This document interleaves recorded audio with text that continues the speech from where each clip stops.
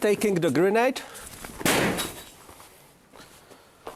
Hello guys, so today we will be talking just briefly about Czechoslovakian RG4 Assault Impact Hand Grenade. So this one is based on the previous generation of Czechoslovakian construction school of hand grenades, and that was RG34. As I mentioned, this is offensive type of grenade. The total weight is 320 grams.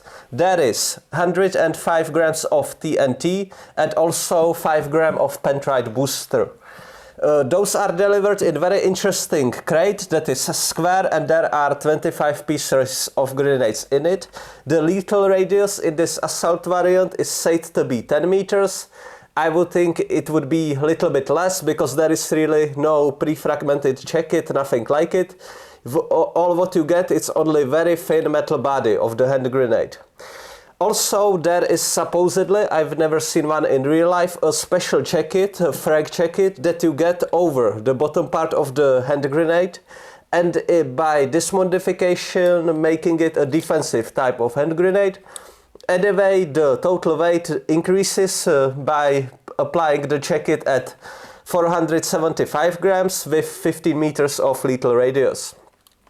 Now we will just look together at a small chart how this impact hand grenade actually works, because it's unlike anything out of the conventional school that we know. So we will just go briefly through the diagram. The grenade is on side, that's how it's drawn. So you can imagine the grenade is basically like this on the ground. So under the very thin metal body, that actually is folded. So what you have, it's like a thin metal cap, then you have the top lid and the ends are folded. So there is no way how to disassemble normally the lethal variant. Inside we have two TNT blocks, block 1, block 2. Those are freely inside, those are not attached in any of the points. Also there is a space inside the grenade on this side. So this is empty space, this is empty space, although both of the halves are perfectly centered and they are perfectly positioned, so they don't rattle inside the grenade. Then we have one TNT block with detonator, and here is the primer, let's say. So we need the needle to hit on this spot. Then we have the second half, that is here, that have the firing pin. The firing pin is attached solidly to the second half. And those two halves are separated by spring. So here, green, you can see the spring. There is also one small extra piece that basically is in the center and help to align those two halves perfectly. Then we have our safety pin. Our safety pin is not just like this, not like this, but it's metal section that go all throughout in the entirety of the grenade. Here you can see the other side. So that's our safety pin. Also, after we remove it, we throw the grenade. The grenade fly. There is actually second metal piece attached to the second end of the coil that also protrude in between the needle and the primer. So as the grenade fly, it will separate. At that point, all we have are just two freely inserted TNT blocks, firing pin and spring in the middle. That's it. So as you can imagine, if the grenade hit ground like so, here, the inertia of the second TNT block going forward will step the primer and make the grenade explode. Exactly the same if the grenade lands on the other end. Then what happens when it lands on the side? When it lands on the side, everything is so well aligned that those two blocks start caving in a little bit, and the detonator is also stabbed by the firing pin. Exactly the same story when it lands here. So by the documentation, those should be very sensitive, like anything like snow, water, it should make the grenade go off. In 2022 we got from Czech Republic delivery of those hand grenades, but to be honest with you, I've never seen lethal version in my life. I never handled it, nothing like it. So all the information that I have about its practical use are only second hand, and let's just say that the reviews are not exactly the best. What is amazing and what is the only reason why I'm making this video is that I got my hand on the training variant that look like so. This is supposed to be a reloadable training device because it was actually relatively hard compared to, for example, RGD5 to throw this grenade properly. So there is this very cool reloadable training version that we have here. So when we remove the top lid, which is something that we can't do in the lethal variant, what we can see is this half. That would be normally this half, let's say.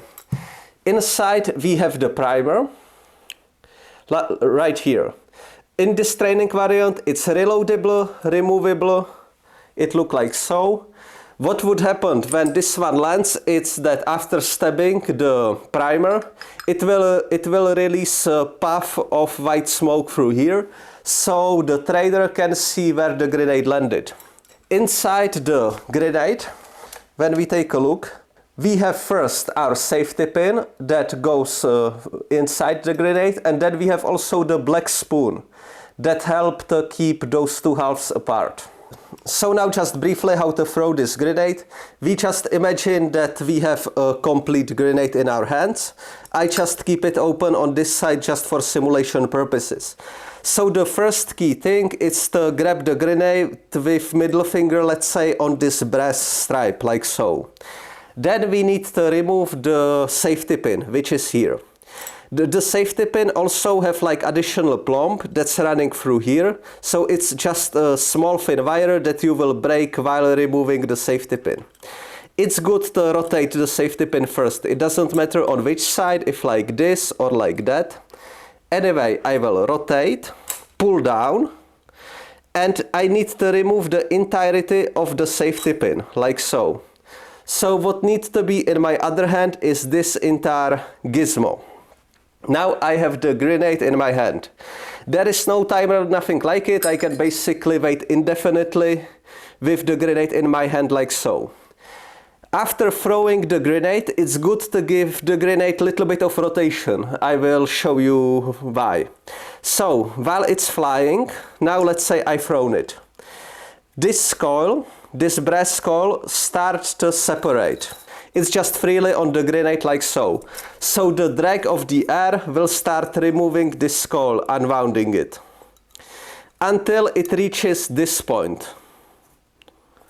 When the coil is about to get removed and the last safety with removal of this portion in the air, at this point what we have is just grenade that waiting to land.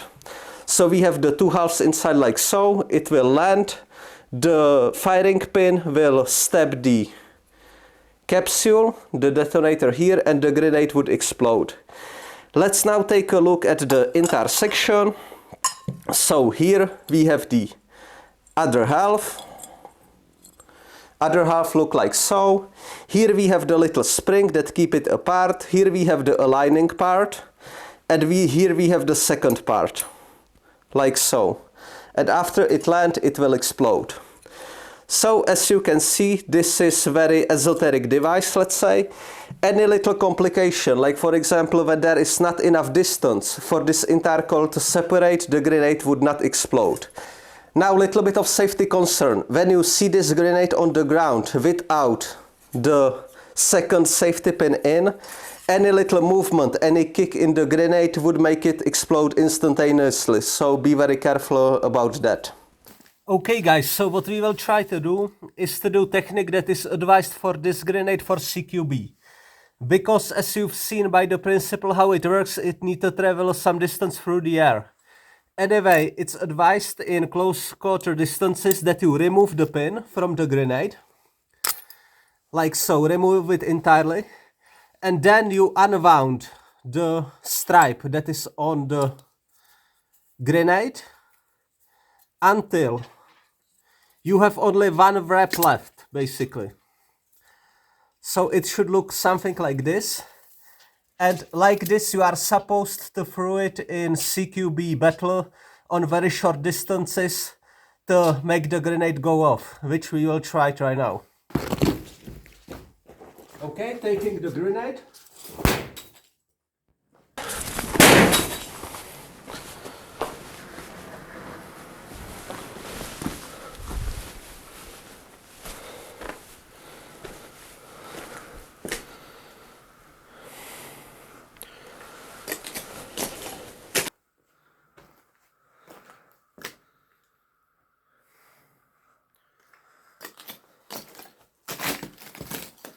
So, as we've seen, this was actually extremely interesting that the original insert actually worked. Here we have the coil. Now let's take a look at the spanded body of the training grenade that is reloadable, as I mentioned. When you open it, here you have the cartridge. Here you can see that it wasn't just primer, it basically blew out even in the other side. When we try to remove the cartridge look like so. Very interesting. Now I will throw the grenade in normal way. So, grabbing like so, turning the pin, pulling out. What you can see is about halfway to the target, the separated coil on top of snow. And then the grenade on the spot.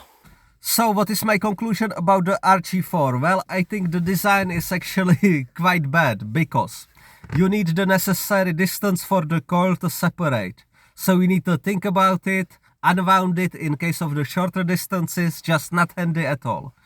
Second problem, just in the moment the coil separates when it's going through the air. If it hit branch, if it hit any bush, if it hits sidewall of the house, it will explode immediately on the spot, which I find as a huge issue. When we look at some equivalent grenades from the, let's say, Warsaw Pact or Eastern Bloc, I think its analog is RGD5, which is normal classic Soviet grenade with UZRGM fuse. Also, it have just very thin, basically thin body, so it creates shrapnels, but not that much. It have about the same weight of TNT, but in my opinion, it's so much better grenade. And we getting to the very important point when we actually talking manufacturing at scale. Manufacture the RG4, I bet, was very expensive. Because the method of manufacturing, you need to be actually extremely precise. There is even rare metal used in the construction because it uses the brass coil. So I find it kind of insane that in the communist times in Czechoslovakia they chose this design. But what is very funny, because when you look at VC58 assault rifle, it's so much more expensive, and in my opinion it's slightly worse than the AKM. When we look at the Czechoslovakian machine gun of that time, which I think was the Universal Machine Gun 59, I believe, and compare it to the PKM is infinitely better machine gun, of course.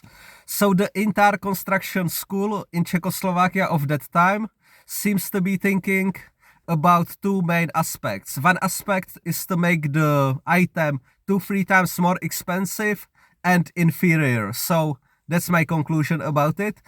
From construction point of view, it's extremely interesting grenade, and I'm sending my regards to Alex that basically hooked me up with this one. So thank you very much guys for watching.